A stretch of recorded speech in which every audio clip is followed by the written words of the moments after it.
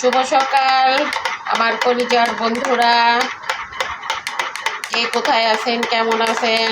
আপনাদের আজকের সারা দিনটা স্বপ্নময় হোক। যার যার যত স্বপ্ন আছে সব পূরণ হোক, সব কাজে আপনারা সফল হন।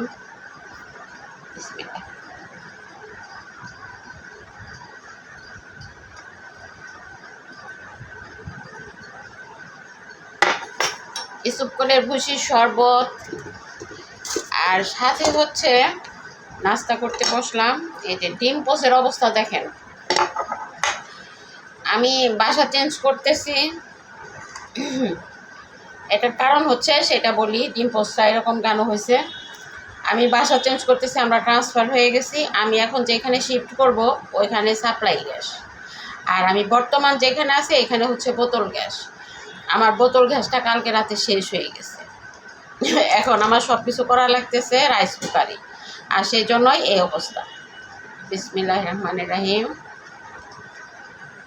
রাইস কুকারে ডিম পোস্ট করে নিয়ে আসলাম।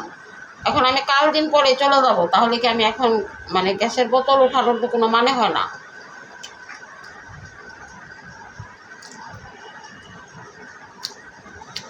সেই জন্য 2 দিন আমার কষ্ট করতে হবে।